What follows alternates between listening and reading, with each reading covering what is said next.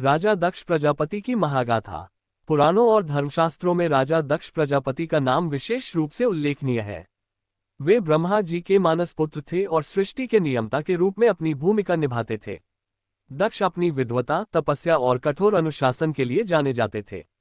उन्हें न केवल मानवों का बल्कि देवताओं और ऋषि मुनियों का भी मार्गदर्शक माना जाता था। उनके महल में ज्ञान, धर्म और नीति के सूत्र गूंजते रहते थे। दक्ष का जीवन उनकी बेटियों के बिना अधूरा था। उनकी 27 पुत्रियां चंद्रमा की पत्नियां बनी, लेकिन उनकी सबसे प्रिय पुत्री सती थी, जो बचपन से ही भगवान शिव की उपासना में लीन रहती थी।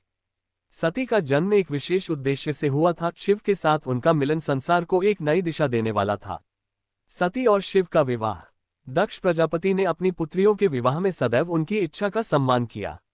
सती भी अपवाद नहीं थी। हालांकि दक्ष को भगवान शिव के असामान्य जीवन और रहन सहन पर आपत्ति थी, लेकिन उन्होंने सती के मन को समझते हुए विवाह की स्वीकृति दे दी। विवाह बड़े धूमधाम से हुआ। सती ने कैलाश पर्वत पर भगवान शिव के साथ अपना जीवन आरंभ किया। शिव का जीवन भले ही सांसारिक दृष्टि से साधारण और तपस्वी था, लेकिन सती के लिए वह प्रेम, आदर्श और पूर्णता का प्रतीक थे।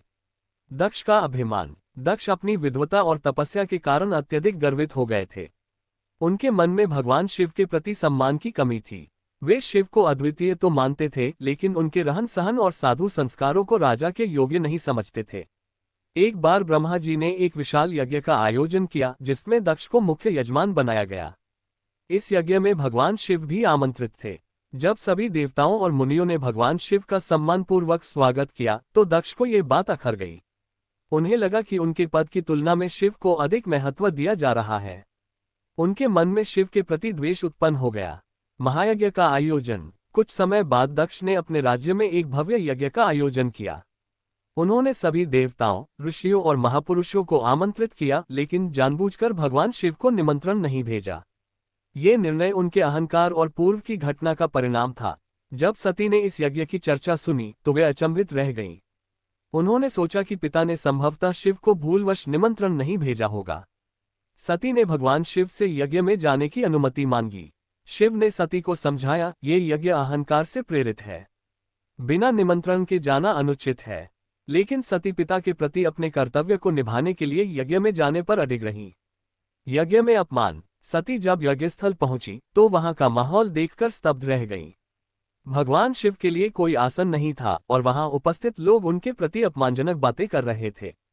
दक्ष ने सती के सामने ही भगवान शिव के विरुद्ध कठोर शब्द कहे, जिससे सती का हृदय टूट गया। उन्होंने पिता से कहा, आपने मेरे पति का अपमान किया है। यह मेरे लिए असहनीय है। जिस शरीर ने यह अपमान सुना है, मैं इसे त्याग देती हूँ। ये कहकर सती ने योगाग्नि प्रज्वलित की और अपने प्राणों का बलिदान कर दिया। भगवान शिव का क्रोध। सती के बलिदान की खबर जब भगवान शिव तक पहुंची, तो उनका क्रोध विकराल हो गया। उन्होंने अपनी जटाओं से वीरभद्र और महाकाली को उत्पन्न किया। शिव के आदेश पर वीरभद्र ने अपनी सेना के साथ यज्ञ स्थल पर धावा बोला। यज्ञ पूरी तरह नष्ट कर दिया गया। देवता और ऋषि मुनि भागने पर विवश हो गए। वीरभद्र ने दक्ष का सिर काट दिया और उसे यज्ञ कुंड में डाल दिया। दक्ष को पुनः जीवन दान। यज्ञ के विनाश और दक्ष की मृत्यु के बाद देवताओं ने भगवान शिव से प्रार्थना की। उन्होंने शिव से कहा, हे महादेव, दक्ष ने गलती की है, लेकिन वह आपके और सती के पिता हैं। कृपया उन्हें क्षमा कर दें और यज्ञ को पूर्ण होने दें। भगवान शिव, जो अपने क्रोध के बाद अत्यंत दयालु और न्यायप्रिय हैं, ने दक्ष को क्षमा कर दिया। उन्होंने दक्ष के कटे हुए सिर के स्थान पर बकरे का सिर लगा दिया और उन्हें जीवन दान दिया। इसके बाद यज्ञ को संपन्न किया गया और दक्ष ने भगवान शिव से अपने अहंकार के लिए क्षमा मांगी। सती का पुनर्जन्म। सती ने अगले जन्म में हिमालय के घर में पार्वती के रूप में जन्म लिया। वे फिर से शिव की पत्नी बनी और इस बार उनका मिलन अधिक सुखद और स्थायी हुआ। निष्कर्ष। राजा दक्ष प्रजापति की यह कहानी अहंकार और विनम्रता के बीच के संघर्ष को दर्शाती है। ये हमें सिखाती है कि प्रेम, समर्पण और क्षमा के बिना जीवन अधूरा है। भगवान शिव की दयालुता और सती का त्याग सदियों से भक्ति और आदर का प्रतीक बने हुए हैं।